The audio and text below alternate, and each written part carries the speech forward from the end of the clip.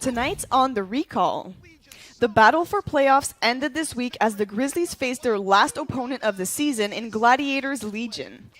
We got an exclusive interview with Alex Sword-Simkevich, the strategic coach of the team.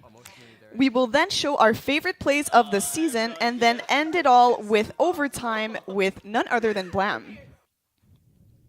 Hi everyone, I'm Marie Akuiko and I will be bringing you the action tonight on our last episode of The Recall for the 5th season of Overwatch Contenders.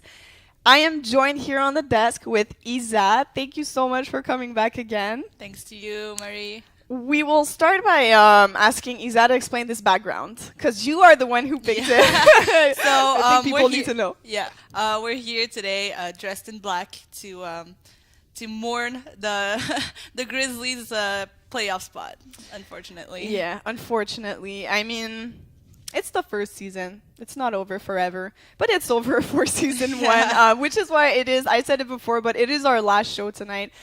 We have, as usual, a lot of things to cover, but even more since we have like a special episodes with a lot more different things. As you saw in the intro, we got an interview with Sword, and then we are still going to break down map by map. But before we do that, we are going to talk about the opposition here as we usually do.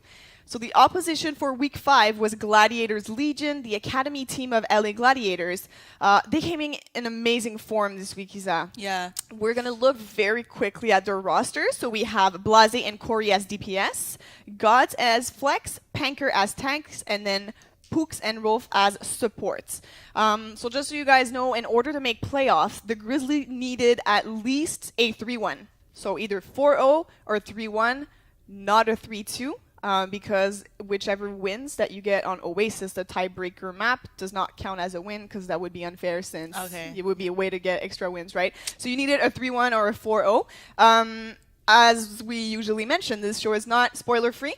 So the Grizzlies lost 1-3, as we said, with this background. So yeah, they didn't get to playoffs. We are going to talk about a bit of their plays now and explain maybe why they didn't get to playoffs and show some cool clips as well. All right. So we start everything here on Nepal, which was the first map. Yeah. The Grizzlies won that one. So they started with good form. It was a 2-1, so it wasn't a 2-0, but I mean, still, it started very well. The guys, I like this setup here. They started with a triple tank setup with Reaper. And as you can see, they set up in the houses inside there. What do you think about that, Isa? Well, what we always love to see is the team playing some wacky compositions. Mm-hmm. Like here we can see that they're running a triple tank on Nepal, which they usually don't do. We saw them a lot with the normal dive that we see all the time. And what I loved about this is that some of the players were extremely comfortable. For example, Spirit on finally the Reaper. Yeah, finally we get to see it. Yeah, and then once again Pei on Ryan, which he loves. Of course, yeah. So that first point went to them. Then the second map of Nepal that we saw was Shrine. This one went to the Gladiators with the great help of Blase and Corey. Corey was playing Tracer. Blase was playing Junkrat. He made a lot of things happen. So this map did not go as well, but it was still a good contention from the Grizzlies. And I also feel like, I don't know what you think about that, Isa, but we haven't seen a lot of Junkrat from the Grizzlies in general. Well, I think that maybe it's not a hero that any of them are really comfortable playing. And at this point of the game, you're just better off playing a comfort pick, because like you don't want to put yourself at a disadvantage just to try to get an edge with the compositions. What you want to do is just try to do your best with your best heroes, especially when you're on that last game of the season, which is going to decide if you make it to playoffs or not. Exactly, and a lot of characters can counter the Junkrat of Blase that we saw. For example, Diva. Yeah. So I think that what they did to stick to their comfort pick is also a good thing. Yeah. Like it was, even if they lost, it was still a good fight. They put up a good fight. And they did win the map overall, right? Exactly, on Nepal. So. Exactly. So the last point here, which was Sanctrum, was another point that was taken by the Grizzlies. I just wanted to make a little wink here at Cutie Pie, who was here, IDD Cutie, sorry, from the Sailor Scouts. she said, if you guys might remember, that she wants the Grizzlies to go kill anyone who is under 200 HP. Yeah. And this is what we saw Zephyr do there. He was running around, kill the supports. So I thought that was really cool. And I know that's something you mentioned as well, Lisa, last week, that you wanted the supports to be focused in those team fights. Yeah, exactly. And what I loved about that, the play on Zephyr, is that he kind of turned back to what he did well against XL2. And he was really able to go after the supports without getting like countered by the enemy's tracer. Yeah. And that really showed a lot in that, like, on that map. Yeah, and also the other thing that you pointed out when we watched the games as well as the casters is the last clip we're going to show here is Zephyr just doesn't die at the end there. Yeah. And it really is in contention for the point on Sanctrum. So he's like holding on for dear life. They really want to get the win on that map, which they ended up doing. But yeah, he just did not die. Which is great. I mean, what you have to, the point of playing Tracer is staying alive and doing the picks, you know? So that's really impressive. Yeah, and then, so now, as we said, the Grizzlies lost 1-3. So if you can do quick maths at home, you know that if they won this map, they didn't win any other map afterwards. Exactly. So Isa and I, we don't want to rub salt in the wound at this point. Like, we know they're not making it to playoffs. So instead of just talking about sad things, we're going to showcase now some cool plays that we saw from both the opposition as well as the Grizzlies. So we are going to jump into Hollywood, which was our second map. I feel like the guys were not expecting that map to come out at first. And speaking with Sword, you're going to hear a bit more later in his interview. It was confirmed that indeed it wasn't something that was necessarily prepped. Okay. I mean, I love me some Zephyr plays. I love me some Zephyr Widow plays especially.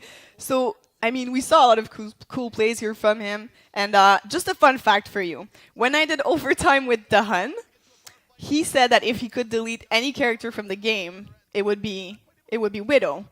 And then Zephyr was in chat, and he said Dahan doesn't know a good hero from a bad hero, which I thought was hilarious. So I just wanted to mention that. So again, they didn't win that map, but I mean, it was still really cool to see that. And so now, Riza, I'm actually curious.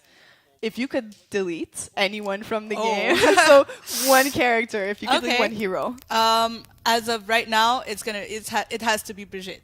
Like, I hate her. I hate her so much. Like, she is everything. She gets MVP of every match just for like branding that flail of hers. And but since she's not in comp yet, I'd say Hanzo, because he's just like the discount version of Widow. It's like So being a Zenyatta main, you don't want none of that. Yeah, like dying from a scatter arrow is just like it's very annoying. Yeah, it's very annoying indeed.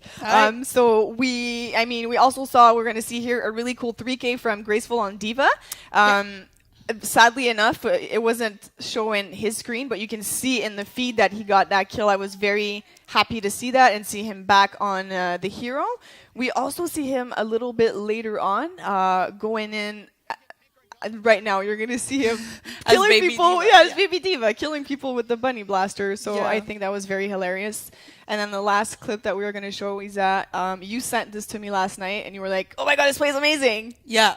Okay. So why were you so hyped about this? What you will see right now, as of now, is Zenyatta doing his job. Like, really shutting down the flankers, and that's what I talked about last week about all the Zenyatta being offensive and being able to get those picks. Really helps the team, and what you saw was Rolf just being amazing. That's not the only time that he did that. He shut down Zephyr quite a few times. Just to mention, like, he played for Team Canada in the World Cup too. So he already proved himself as a great Zenyatta, and I love that. I agree. We are now going to jump into map 3, which was Horizon. This is a great time in my prediction careers, because I did mention that I thought we would see it like 5 out of 5 times. Sadly, it happened. So we saw Horizon again. We saw another loss on Horizon again. Do you feel like at that point Hanamura just could not be worse than this? Actually, I don't think. Maybe Hanamura can be worse, because at this point of the season, they have practiced this map a lot. So what we saw was Zepri also on the Zarya once again, but this time he improved a lot because the last times he played her, it took him like 3 minutes to build his graviton. We all know that the comps runs around building that graviton and pushing then with the ultimate. And this time he took like 2 minutes, which is still above average, but you know, like getting good is actually a good strategy, you know? Unfortunately, we don't have enough time. Like the season only lasts like 5 weeks, so they only play 5 games. Yeah. But it would have been saying nice is get good? Yeah, exactly. Get good.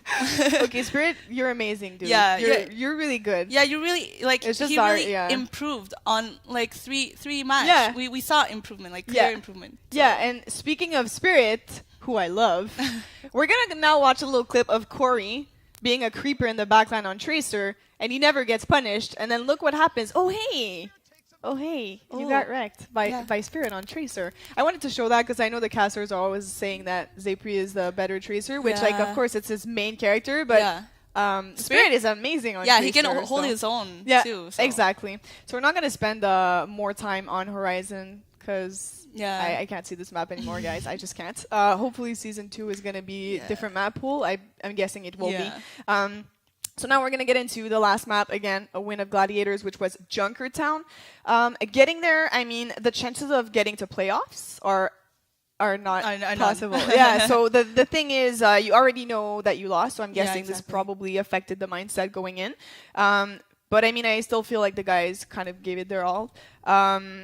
We started off with a double sniper comp, which actually went very well for the Grizzlies. They got the first 2 checkpoints extremely fast, and then they got to the last part, which is inside, right? And they had 5 minutes and 25 seconds left on the clock, and they were not sadly able to close it out. Yeah. And then just very quickly, as a Zen main, how do you feel about playing as 2 snipers? Very unbiased opinion here. Well, actually, playing with 2 snipers, when they're really good on your team, it's nice because like once you put your Discord orb, they just go for the person who's Discorded, and that person gets deleted from instantly. The game. But when you play against, at the same time, it's not that bad because your Discord orb once again can act as some wall hack, like a small wall hack. True. So it's not that bad actually. It's just really annoying when the enemy sniper is just amazing, and you the moment you show your head, you're done. So exactly. I can't say that I hate it, but you don't love it. Yeah, I don't love it. I mean, when you have the good snipers on your team, that's always great. We're going to see a bit more clips here from the Grizzlies attack. So, as I said earlier, they got some good progress on the first 2 points, but then it kind of went sour afterwards. So while we watch this, we're going to start talking about Gladiators Legion. It was very different for them. The map didn't go as quick as the Grizzlies, but they were able to close it out on the last point. Do you feel like maybe the Grizzlies gave up at the end, or I felt like they still tried hard and tried to make a difference? Yeah, I didn't get the feel that they gave up either. Like maybe they were more lax about it because they knew that they already lost and they don't have a chance for the playoffs anymore. But we saw that they still tried because at the same time you're playing for yourself. You're playing to like prove yourself that you are worthy of the Overwatch League. Yeah. So I feel like they didn't really give up. Yeah, they still gave the best that they could in the mindset that they were. And they had super strong opposition. We're going to see now, I mean, Blase on Genji. Yeah, at some points, it's just that the enemy is really good. The enemy's defense was really good when they attacked. And like on attack for... when the Gladiators attacked, they really had this slow push, kind of grinding their way to the finish, and the Grizzly had a lot of problem against that. And and at then, some point, it's just when the enemy is too strong, you they were just very, very strong. And try your best. Yeah, and to end this little segment here, the casters kept talking about the Tracers here. They were saying, is Zepri better? Is Corey better? And we are going to show right now who was better. In the 1v1, nonetheless. Yeah. And there you go. So you have your answer. I'm just saying. No, I'm just joking. Corey, you're amazing. That's it. That's it for this part, guys. So as I mentioned earlier, we got an exclusive interview with Sword, so I got to ask him a couple questions, including why did you guys keep picking Horizon? So stay tuned to watch that, and we'll be right back after. All right, guys, so I'm sitting here with Alex Sword Simkevich, who is the strategic coach for the Grizzlies. Thank you so much for coming on. Yeah, no problem. Thanks for having me. So I have a couple questions for you. I mean, the first thing I want to know, just for context for everyone at home, is what do you do as a strategic coach for the Grizzlies? What does your job consist of? Mainly water boy, all that stuff. But actually, on a serious note, as a strategic coach, my most important job is scouting the other team, creating strategies to kind of counteract their team based off of their compositions, what they run, not even just what they run, but their general play style as a team. Okay. So then, since you scout and you do all these sorts of things, we saw some matches on Sunday. What was your prep going into Sunday's games? And did it go as intended, or? So going into Sunday's games, we saw them as a very high or dive heavy team. So we thought that the best way to do it, our general plan was we were going to focus out Panker, force him to use cooldowns to go back. And then from there, their off-tank player, Gods on Diva, and Blase would come in and dip in. And we would look to capitalize on the two of those players, one of the two of those players, as they overextend. However, how things worked out, it didn't work out that way. They decided to run Junkrat instead of actual dive. So they had to adjust their plan a little bit, and they did the best that they could to adjust. But Corey kind of also adjusted his play. So we thought going forward, we saw that Corey was a very flank-heavy kind of DPS. And a lot of their dives went based off of what he did. So we decided to have DeHun mainly kind of mirror him to make sure that he wouldn't get any value from our backline. And Corey kind of adjusted his play to play more on the tanks, and he did really well. Okay, so then at first you were really focusing on the tanks, right? You said Panker and Gods as off-tank. But going in, so your first game went as planned, right?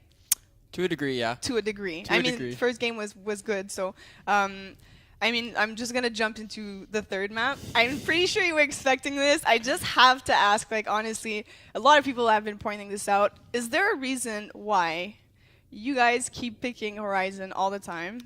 And now it's 0-5 on that map. I mean, some of the times it was picked against you, so you didn't really have a choice. But you did for sure pick it in certain situations. Including yesterday. So I just want to have your reasoning behind that for everyone at home. So the reasoning behind why we picked HLC. So the first reason why we really struggled with it was because we kept kind of going back and forth about compositions that we should run, how we should run it, and with regard to how our comp structure was back then, it was a little bit rough to kind of play it to the best of our potential. 2CP is a very snowball-y heavy map type. I was going to say watch your language, but that's fine. Snowball-y heavy map type. So the difference between Hanamura and HLC is a little bit more... there's not randomness in it. So with Hanamura, when you're going to try to cap second, there's some randomness that could happen. So a random pick could happen here and there, like some weird line of sight or something. And that kind of leads into not being able to fully counteract like enemies' plays on Hana. Whereas with HLC, it's pretty straightforward and standard. There's about 3 ways to approach it, depending on the composition you're running. So we wanted to have a more organized and standard 2CP. So that's why we mainly picked HLC over Hana. Okay, then I have a question about that because you mentioned the randomness factor of Hanamura. Knowing that you have someone like Graceful on your team who can play like pretty much anything, and Spirit is also someone who plays a lot, who has a deep hero pool, do you not think that your team is able to get a win off of certain randomness as well? Because the randomness factor goes both ways, right? Yeah, it does. I guess the way that we looked at it going into it was we didn't look at it offensively. How can the randomness factor help us a lot? We also looked at it defensively a lot, where it was, will that kind of random factor hurt us a lot? Because the problem with us as a team was not the individual skill, but how we were as a team, how we acted as a unit. We were, in our opinion, so going into Gladiators game, we were really a weaker team based compared to Gladiators. Gladiators had much stronger team play than us. So we knew going into those games, okay, it's probably not a good idea to run Hana just because their team plays better than us, which means they're going to be more organized. We might as well take it to HLC where, all right, randomness might happen, but we can still bounce back. We have like ways to counteract and approach it where Hana, if this randomness does happen, do we have the team play to actually be able to come back, recontest, Yeah. understand how to approach this as a team, which in my eyes and in Sovereign's eyes as well, we did Yeah. not. So that's why we decided HLC. Okay. Fair enough. I'll accept that answer. Now, in hindsight, so I know hindsight is always 2020. Yep. But if you could mention one thing, it could start off. It's not necessarily Sunday's games, just overall one thing that you would have liked to either you do differently or the team does differently, or just one thing you would have wanted to change and you think that would have had the biggest impact on your performances and on the results that you got from that. What would it be? I would say probably actually, and this might be a bit of a surprise, but I think me not fully going into a head coach position right away, I think would have been the biggest thing I would change. Having Sovereign come in right away as well. The reason being behind that is mainly because I feel as if I wasn't ready to be in a head coach position. A lot of stress, outside factors, not even just that, but a head coach is someone that has not necessarily even just the authority, but is mutually respected by everyone because of their game knowledge, experience, and they are able to lead the way even when times are rough and struggling. I feel as if I myself struggle with that quite a lot. I'm not the most confident person, not the most authoritative person either. So I think Sovereign definitely would have helped out in that sense. As well as, like I said, I'm a strategic coach. I'm more along the lines of making strategies, counteracting what enemy teams are doing, finding their weaknesses and exploiting them. Yeah. Whereas a head coach, you can't always rely on that. You want to make your team the best team they can be through either improving their comm structure, improving their overall team play, by improving their individual skill, which is something that I really lacked. And I think moving forward, I have that experience now, and I understand how to be a better head coach if I was ever in that position. Obviously, I still think I have a little bit of ways to go, but that would definitely be probably the biggest thing I would change. Okay, I mean, I respect that answer. You're going with the self-blame instead of blame deflection. That's amazing. Then the last thing that I wanted to ask before I let you go is you guys are going into relegations now. And I want to know, what are you going to change to make sure, or do you need to change anything? Are you going at this very confident, or how are you going to approach relegations to make sure that we see you guys back in Contenders? So moving forward, I think not just myself, but everybody feels the same way with how we are where we should have been at when we first got here, which is a very high level. Though we didn't take maps off of GLL in Toronto, we still made the series very hard fought, and they are more together as a team. Like I said, like they were supposed to be when they first came here. So moving into it, we feel pretty confident that we are at a level already at which we can, duel with the other teams going into trials and be able to fight back for a spot and be one of the stronger teams going into trials. However, at the same time, we're still going to practice harder and become a better team overall. Just because we think we're at a good enough level doesn't mean that we want to stop. We want to be higher than that, right? So, and that's a shared thought with everyone. That's on the a team? shared thought with everybody. Players, management. So overall, like as a team, how we view it is, even though like we're where we should be at or higher than for that set competition, we want to be the best team we potentially can be within North American Contenders, which means you don't stop. You constantly keep improving. So everyone wants to consistently keep improving and become a better team. That way, something like this doesn't happen again, right? So moving into it, we're very confident that we're going to come back in. We feel like we're pretty prepared and ready. Obviously, we're going to wait for this new patch to see what patch we're playing on, what we're going to do.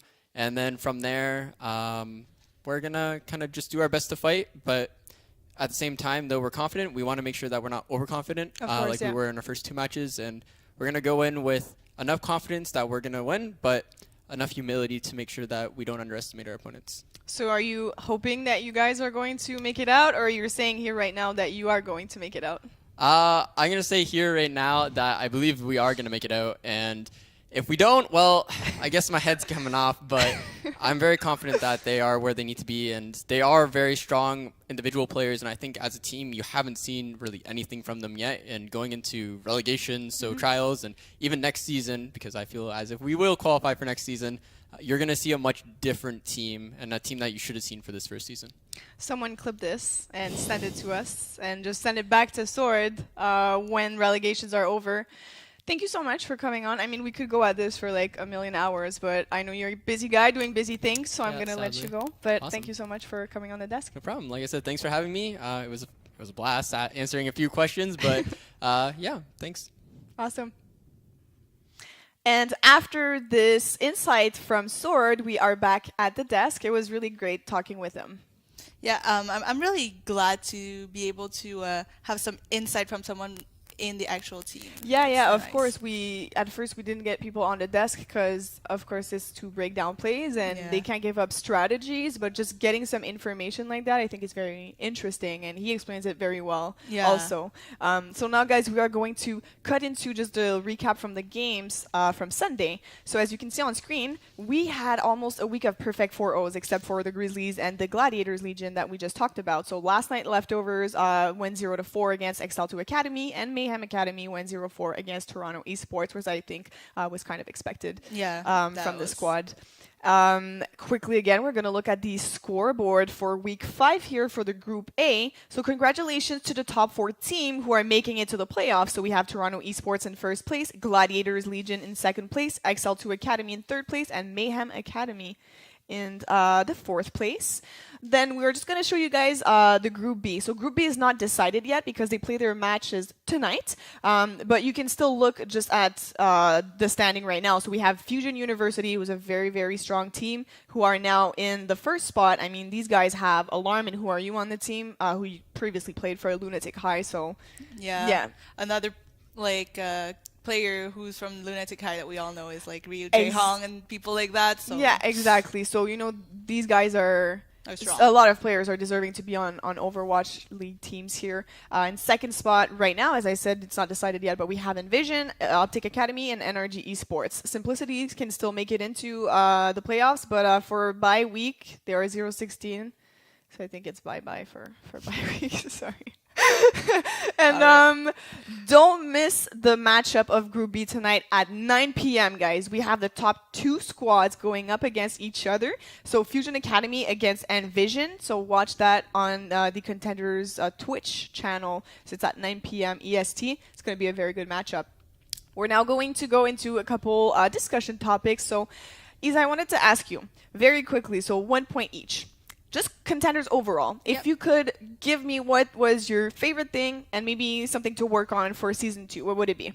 Okay, what I loved about the Contenders was it was really well organized and it looked great, you know? Yeah. Like all these people, it looked like it was professionally done, and it was professionally done, and which is really nice and refreshing. Yeah. And what I thought was a little minus was maybe the observing view for the people to watch the games. We saw maybe a lot, maybe too much DPS and not enough of the supports or the tanks, because a lot of the time all you saw was a DPS hiding somewhere, while in the kill feed you see the tanks or the supports making great plays, you know. And it also affects the analysis and the casting, because if your camera is always on the DPS, then these players tend to shine more, and then there's less discussion topics that people can have. So now if I go for my points, my most favorite thing, speaking of casting, was the fact that we had ZP and Jameson who did the casting.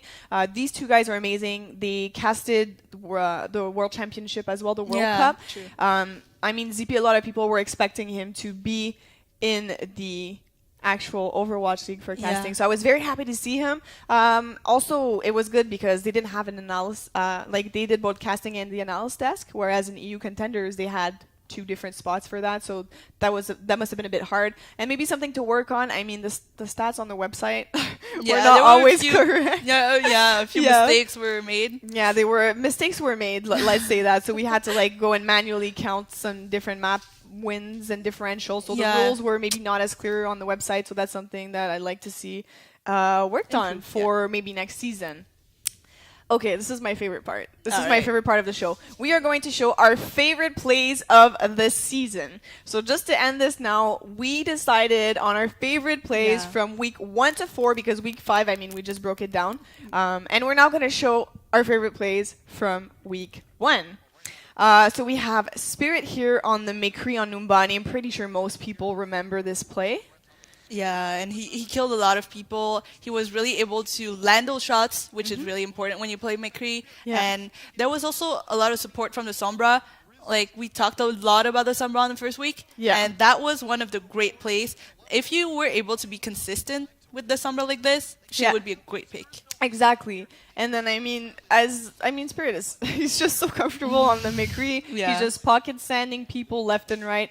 So that's something that I wanted to show. And then we have another play from Spirit for week 1 here, which was him on the Genji on Horizon. They didn't win that map, but I mean, he played very well, and that's some good highlight plays that we wanted to show from week 1. Yeah. So it's very Spirit oriented. Again, a lot of them are going to be DPS just because we didn't have support highlights. For Yeah. sure, supports did amazing things, and we talked about Blam on the Mercy with the Pharah, but the camera was never on him, so it was kind of hard to Yeah, to to show get those.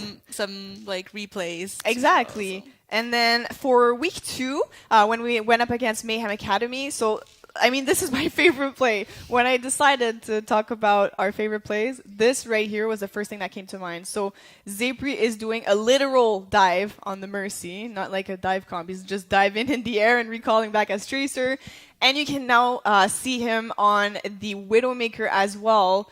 I mean, Wrecking he's havoc yeah, he's just completely. like taking care of this entire team, and finishing off with a great melee weapon attack. Yeah. I just love it. A little gun butt. Exactly. And then, on week 2, I really love to see Graceful on the Widow because we rarely see the tanks flexing on a DPS like that. Yeah. A lot of the time, you really want at least one tank, but Graceful was usually the one who like he played Sombra too. Yeah. On week 1, but his Widow play was the most impressive. Yeah, and he's played on different professional teams and played a lot of Yeah. different roles. He played anything from flex DPS to support, Yeah, flex support, exactly. tank, flex tank. So this guy is just like, I think he's a good add-on to any team. Yeah, right? he's really polyvalent. Exactly. He's Yeah, able to he's play- very flexible and can play a lot of different things. I'm really impressed. That same. that play was like amazing. on par with Zapri. And it surprised every single one of us. We weren't Yeah. expecting it. So Izza, do you want to tell us about week 3? So week 3, the first clip that we see is Tracer Spirit on the Tracer. You know, he's been criticized a lot by the casters of the Contenders League. And what I love here, what you see is Spirit really doing great. And I love it when the players are actually able to prove the casters and even us wrong, you know? Yeah, of course. Because we've And- been kind of harsh too. exactly. So, And then the next one is Zapri. Do you want to tell me more about that? well, against XL2, I mean, he was the MVP of the game. He wrecked everyone. He killed everyone. He really put Flower in check. So I was just speechless when I watched that game. Like that is Overwatch League material. That's very interesting what you're saying. Yeah. I So mean- what do you think of Zapri? I am 100% not biased. I think he's a great player. And we should now get into week 4 because I think that's enough from Zapri. I mean, I can't stand to talk about him anymore. All right. So week 4 plays right now. We have the Numbani flank here that I really, really liked. So that's a Spirit play technically, but we don't see just Spirit here, let's be honest. What we see is the team cohesion, everyone working as a unit. Yeah. And then that's the thing that was really a shining moment for me. So I really wanted to show that. And then we have Pay on Ryan.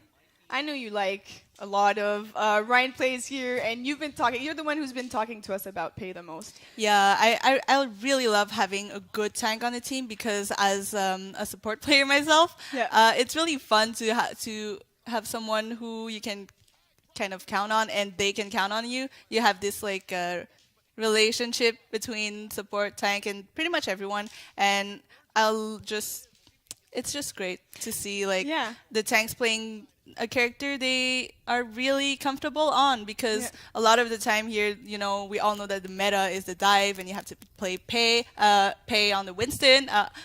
Sorry, I'm completely objective about this right now. I feel like you are not biased at all. No, not at all. Like this is an objective point of view Yeah, no, as, I mean, an it's- analyst. I can literally see how unbiased you are. Yeah. And so speaking of how no one here is biased, we are now going to kick into overtime segment for this week, which was with Blam. This one was honestly so fun. So you guys should tune in and watch that, and we will be right back afterwards.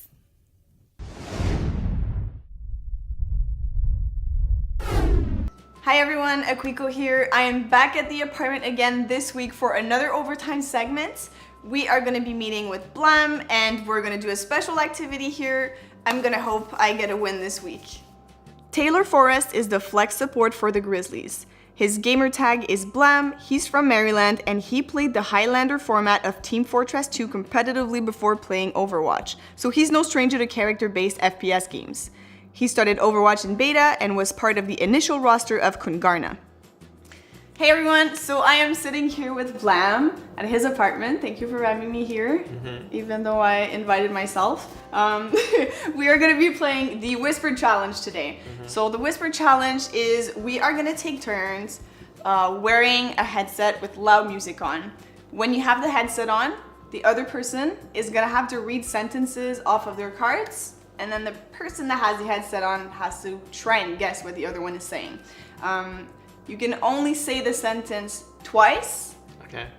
So you can only guess twice as well. So you can't guess like 55 times. If you get it right on the first or the second try, you still get 1 point. If you don't get it right, you get 0 points. Okay. Do you think you're gonna be good at this? No. Okay, me neither. I think you're gonna start with the music. Okay. And I will read you mine. And we'll see how you do. Okay. Okay. You have to tell me if it's too loud. Okay. Okay. Is it too It's loud? pretty loud, but I like Okay. this song. Can you hear me? Wait. Could you hear me? No? Okay, tell me if you need it to be lowered, okay? Okay, it's fine. So I just can't hear do you a at all. test. Okay, so no Yeah. test then. I'll go straight into it. Okay. And I'll do this for 1, 2, and 3. Okay. Okay. Okay. All right. 1. I'm Okay. first I card. can wait. Okay. All right. Okay, first card. You can put them on. Okay. I play to win. Okay. One more time. I play to win. Oh, I have no idea. This is impossible. Okay, we're gonna try the second cards. Okay, We're gonna okay. do them all. Okay. Try and see. You can try and guess if you're not sure. Okay. Okay? Yeah. I think it started with an I or something. I'm It not did, sure. yeah. It Okay. did. Okay. Okay. That's all you got? Yeah. Yeah. All right. Cool. So we'll do the second one. Okay. You can put them back on. Okay. Oh, it's way louder now. Okay, go like this, and we'll just try and see. Okay, this is Can you fine. hear me? You put Okay. them on. Can you hear me right now? I can't hear you. Okay, good. Okay, Okay. cool. You can put them back on. Okay. Okay. I see you. Okay. One more time. I see you. I see you. Yes! What? That's a Yes. line. Yeah. Okay. Wow. Yeah, I'm not sure. I'm guessing that's Widow. Oh yeah, probably. I think that's her. Okay, Oh nice. wow, okay, you got that 1 one point. like super easily. Damn. Alright. Okay. Oh, okay, I know this one. Okay. Alright. Ready? Yeah. Okay. She shoots, she scores. Okay, one more time. She shoots, she scores. I have no idea. It was she shoots, she scores. Oh, okay. Okay, I'll give you a half a point for the first one because it was I play to win. Oh, okay. And you heard I. Yeah. So we'll give Blam 1.5 points. Nice. That's better than I thought I would do. Wait, take them off. Take 'em- What? So we're ready? Should I read it now? Okay, yeah. Okay. Fire in the hole. I heard violet skies, but that's not Okay, go again. Fire in the hole. Fire something. Yeah, that's okay. You got the first word. I did? Yeah. Okay, so can I get half a point? Sure. What was it? Fire in the hole. Oh god, I'm retarded. That's so easy. Okay. Great. Alright. Second one. It's high noon. I feel like it's a Chinese sentence from me. Mm, Go it- again. It's high noon. Skyrim? Nope. What was it? It's high noon. Oh God. Yeah, this is hard. It's so hard. Oh damn. Okay, I have Ready? to step up on this last one Okay. because I need a point so we can be equal and we can have 1-1. Yep. Ready? Okay, no, I'm not. But wait. Okay, wait. Okay. Good luck. Have fun. I didn't hear it. Okay. Good luck. Have fun. Good luck, have fun. How did you Is get that it? Yeah, that's it. Yay! Okay. This is impossible. How Oh did my you do that? God. Okay. I thought you were saying girls just want to have fun, and I was like, I don't think that's a thing. Okay. Okay. Good job. Oh my God, so we're equal. Yep. Okay, so we have 2 extra cards. Okay. In case of the draw, we're going. Is it hard? Good luck. Oh damn. Okay. Can we trade? Oh, no, you No, know what it is. no. Okay. So we're gonna go in actual overtime in the overtime segment. God, I have to get this right. I want to win. Okay, hit me. Is only a game. Why do you have to be mad? This is way too long. Oh my God, what? Is only a game. Why do you have to be mad? Something about a man. You said something about a man. No. Can you tell me, since I didn't get it? Is only a game. Why do you have to Oh be mad? God. Okay, so I'll give you this. Okay. If you get this, you win. Okay. The pressure's on. Yeah. I like this song. Okay. Okay. I'm ready. We are in harmony. Okay. One more time. Okay. Come on. We are in harmony. I have no idea. You play this character. Oh wow. I knew it was like we, but I don't know. The rest is just so hard. Yeah, okay, so we tied. Okay. Okay, a little Good- high five. Good game. Good game, good game. Now, just before I let you leave Okay. forever, I have a couple questions for you. There's some things that I want to know. All right. First thing I wanted to ask is, what do you feel as a player is your biggest strength, and what is something you'd like to work on? Well, I have a lot of experience. I've been playing the game for a long time. Yeah. I think my DM is really good. Just killing people as they Yeah.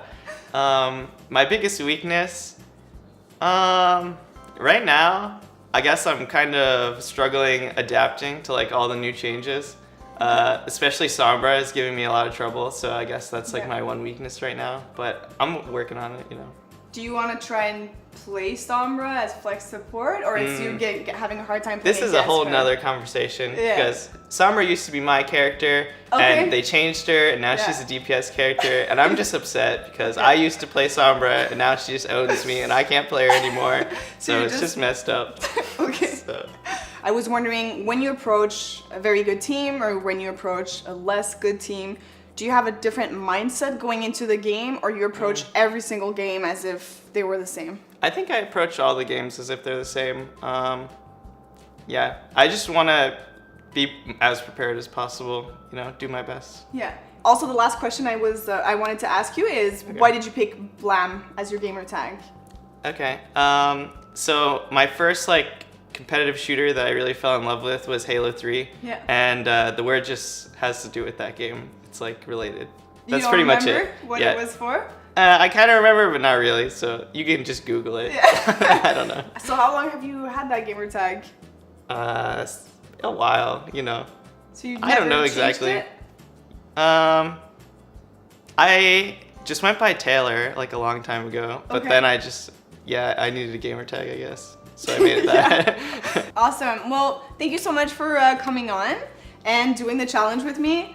We are now going to go back to the show, and if you want to follow Blam, you can follow his links down here on social media, and we will see you guys next week with another overtime segment. Bye. So that was the overtime segment for this week. Now, it was really great. I mean, doing this with Blam, we got a draw, so that's cool. I was able to get a point. Yeah, and I agree with what he said about Sombra, Yeah. who was like more of a support and now being a DPS. Yeah, sadly for the people who are playing her Yeah. more as a supportive character now, now that's not for you anymore. So cute. Nope. Keep in mind that we have an extra overtime coming in with Graceful. It's going to be shown next week. We won't have a recall episode, but we are going to put it online. And now that's it, guys. That's it for real. The end of the show this week and overall, because as I said, it's the last episode. It's week 5. If you want to follow us at home, you can click on our socials down here. And now I want to make just a couple of thanks here. So thanks to you for coming every single week. Thanks to you. It was an honor to be on the show with you. I'm so happy that you were here every single Yeah. week. Thanks to all of our guests that came on the show. Also, a special thanks because you guys don't get to see who works behind the scene. You see us on the desk, but we have a lot of people working behind the scenes. We have Elena, who does all of the technical work. We have Michael, who does everything as graphic design. Alban, who did some research. We have the producer of the show, François. So all of these people have been working very, very hard on the project, and I really want to mention that. They've been working here from beginning to end, doing the overtime segments. And we have Etienne, who has been doing the sound engineering as well for all of the overtime segments. So I just really wanted to thank every single person that put some time and effort into the show and making it happen. And a big thanks as well to Montreal Esports for making this show and hosting it, and to the Grizzlies as well for being okay with us not being nice every single week. And I just wanted to add that we love you all equally. So Yeah, we are truly unbiased. It's all jokes at the end of the day. right. So thank you so much for everyone who tuned in every single week, or if this is your only week as well, thank you so much. We appreciate your time, and we will see you at Someday. a different time. Yeah. Someday. Yeah. See you later. all right, bye. Bye. You just gotta keep moving forward.